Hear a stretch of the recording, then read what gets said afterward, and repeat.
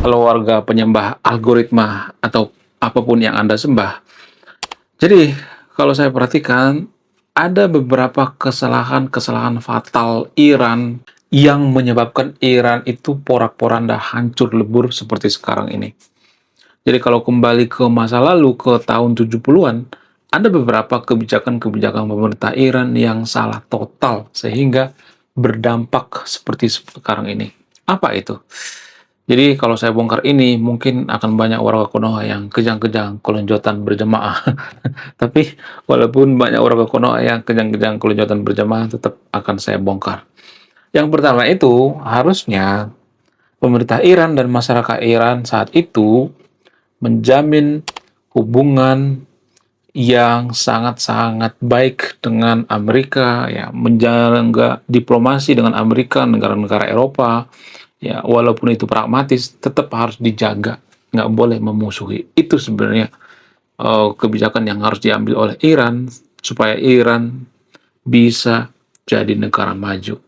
Tapi yang terjadi apa? Yang terjadi sebaliknya, mereka ngata-ngatain Amerika gitu ya. Mereka ngata-ngatain Eropa, ya mirip seperti Konoha gitu ya. Pemerintah Konoha juga kan seperti itu ya. Bahkan Pak Yusril pernah mengatakan, Eropa itu tidak akan sudi kalau Konoha jadi negara maju. Ini kalau saya perhatikan tuh nyari kambing hitam gitu ya. Buktinya Singapura bisa maju kok, iya kan? Australia bisa maju kok, Jepang bisa maju kok. Mereka tidak pernah mengatakan Eropa itu tidak sudi kalau kita jadi negara maju. Enggak. Tidak ada bangsa di dunia ini yang suka melihat Indonesia ini tetap kuat, tumbuh dan berkembang. Jadi pejabat-pejabat seperti ini, seperti Pak Yusril ini, pejabat yang tidak kompeten ya. Ya selalu menyalahkan pihak ketiga. Mentang-mentang negara-negara Eropa itu tidak seagama dengan kita, tidak seiman dengan kita kata-katain gitu. Itu namanya kebencian ya. Penuh dengan kebencian. Ya, ini namanya dogma atau doktrin kebencian. Nggak boleh seperti itu ya.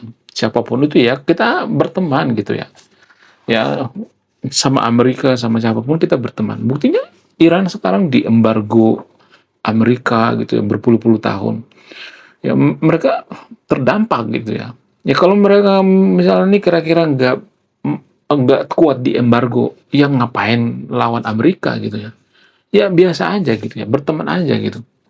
Ya, kalau misalnya mengatakan, oh wajar dong Iran nggak jadi negara maju karena mereka diembargo, itu bukan alasan. Ya, kenapa? Karena kalau kita bicara jujur, ya ini jarang ya dibongkar ya. Warga Konoha itu nggak suka dengan orang yang jujur ya. Mereka memusuhi orang yang jujur, terutama pendukung Iran gitu. Jadi pendukung Iran itu ya mereka selalu bawa agama gitu. Makanya please ya jangan bawa-bawa agama dulu. Kita bicara dari sudut pandang edukasi ya, eh, sudut pandang pemikiran yang paling rasional gitu ya. Dari geopolitik dan lain sebagainya. Jadi guys, Amerika bisa jadi negara maju tanpa ada kalimat Iran itu tidak sudi kita jadi negara maju. Kita tidak jadi negara maju karena kita diembargo oleh Iran. Pada faktanya yang mengembargo Amerika itu banyak. Iran embargo Amerika tuh, ya. Kemudian ya, Korea Utara mengembargo Amerika, ya. Kemudian China juga pernah gitu ya. Rusia pernah. Apakah Amerika mengatakan oh, kita nggak maju tuh karena kita diembargo? Nggak ada. Itu bukan alasannya. Itu alasan yang dibuat-buat. Itu yang pertama ya, menjalani hubungan diplomasi dengan negara-negara Eropa dan negara-negara yang ada di Amerika. Kemudian kesalahan selanjutnya, ini yang kedua ya, kesalahan fatal dari Iran. Ini yang paling fatal. Mereka memilih jadi negara teokrasi. Mereka memilih negara yang berbasis agama. Padahal zaman sekarang ini, nggak ada satupun negara maju di dunia ini bisa jadi negara maju karena berbasis agama. Nggak ada. Bukan berarti saya benci dengan agama, enggak. Jangan berpikir saya benci dengan agama, enggak ada urusannya. Ya, saya tidak anti agama.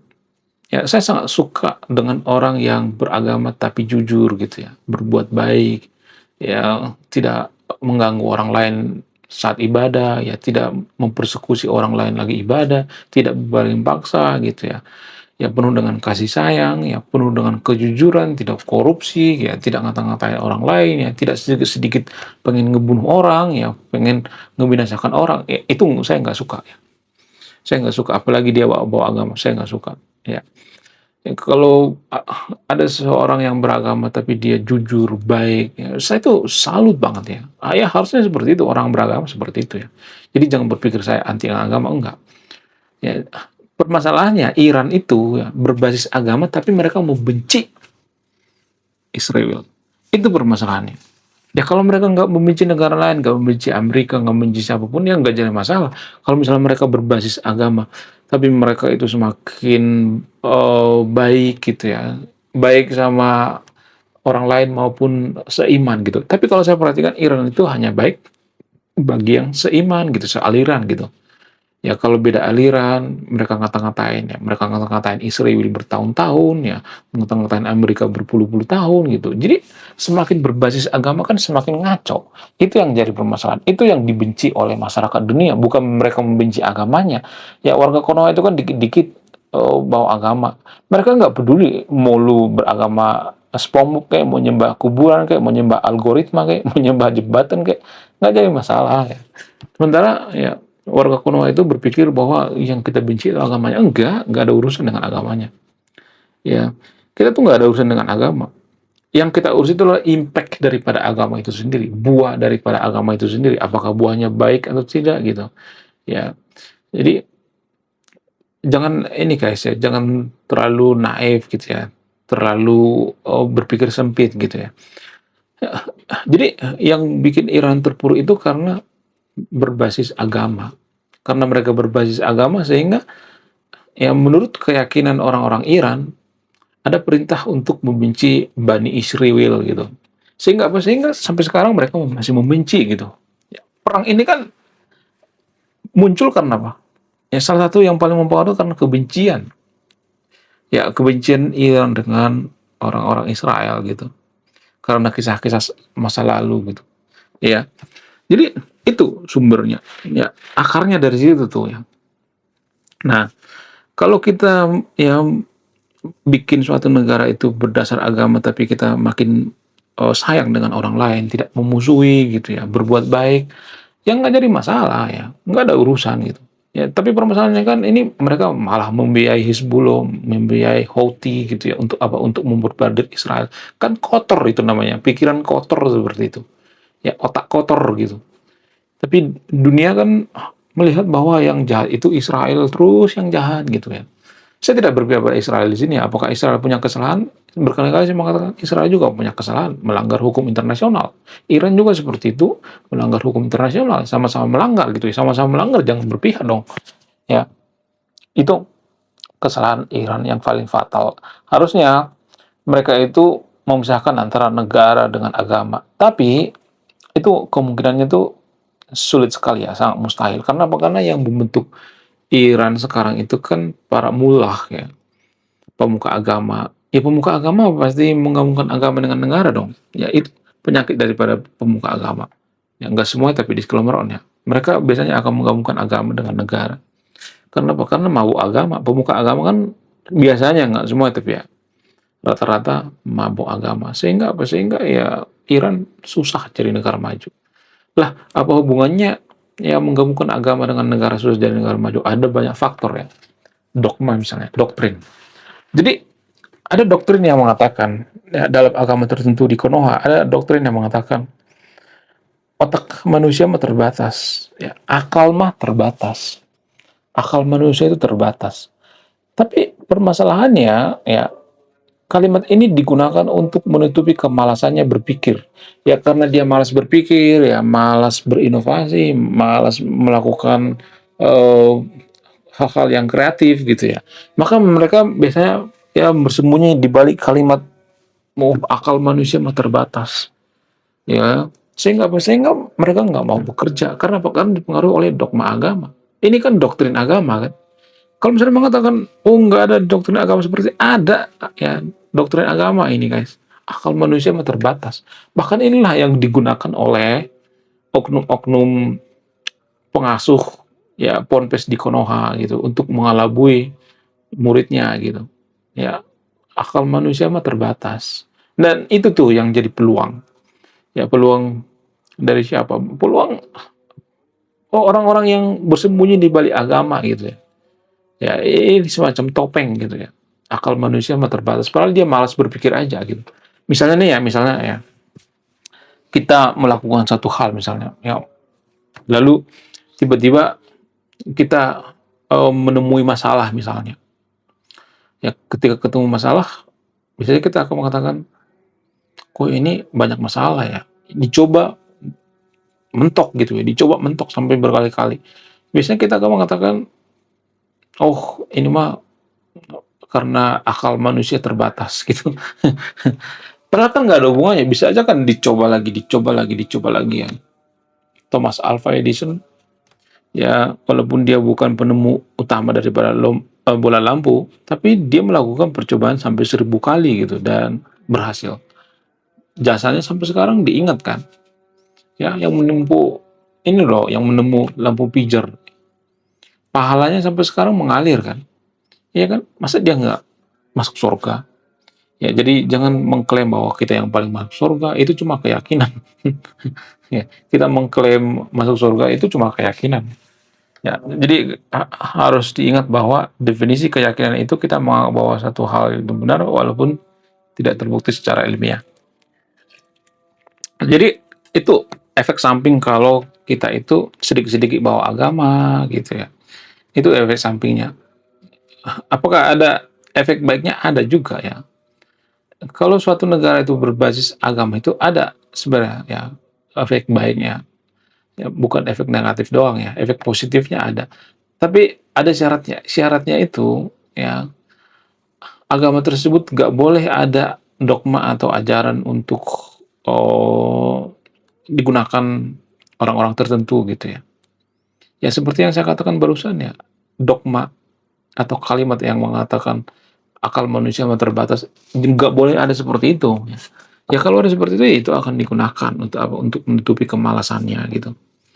Ya, kemudian alasan selanjutnya, ya kenapa agama itu nggak boleh digabung sama negara itu, ya akan seperti Iran gitu ya. Sedikit-sedikit bawa agama gitu ya.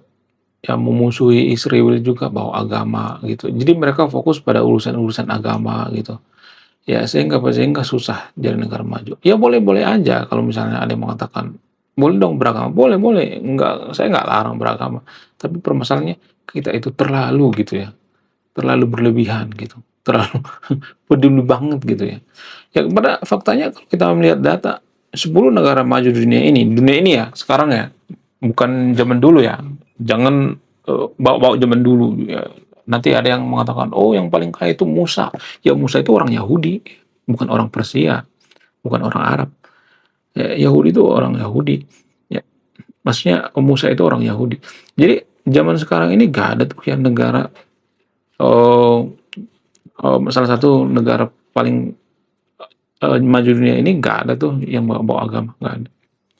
Jadi ya bawa agama itu sudah berakhir guys ya. Bikin negara bawa agama itu sudah berakhir, sudah selesai, nggak ada lagi ya, nggak ada lagi pengaruhnya gitu ya. Jadi jangan terlalu bawa agama gitu ya, jangan sedikit-sedikit bawa agama. Menurut kalian gimana? Coba tulis komentar ya, saya tidak akan berbahas di video ini. Kemudian alasan selanjutnya, karena Iran itu tidak fokus pada sains, tidak fokus pada pendidikan, enggak, mereka fokus pada apa? Urusan-urusan agama gitu, ritual-ritual ya. Sehingga apa? Sehingga mereka terpuruk gitu ya. Mereka nggak fokus pada pendidikan gitu. Ya, mereka nggak fokus pada riset ya. Mereka fokus pada ritual-ritual agama. Jadi dana riset, dana untuk pendidikan itu digunakan untuk urusan agama gitu. Sehingga apa? Sehingga susah majunya gitu. Ya, jauh lebih maju Iran di zamannya Shah Reza Pahlavi daripada zamannya Ayatollah Ali Khamenei. Kemudian alasan selanjutnya, karena orang-orang cerdas di Iran itu keluar dari Iran.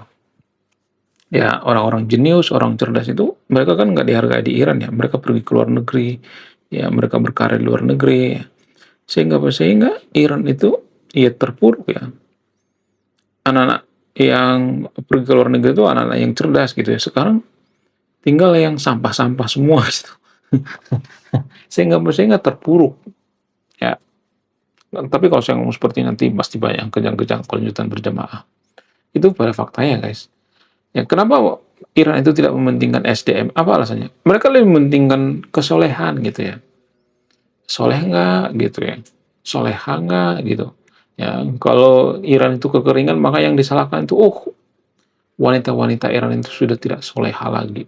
Padahal kan nggak ada hubungannya. Yang disalahkan itu bentuk kepala gitu ya. Padahal kan nggak ada hubungannya. Jadi ada kesalahan dalam pengambilan keputusan yang dilakukan oleh Iran dan pejabat Iran. Ya masyarakatnya juga berpengaruh ya. Kenapa masyarakatnya diam ya kan? Ya, ya. Kemudian apalagi ya? Coba tulis komentar ya. Apalagi kesalahan terbesar Iran?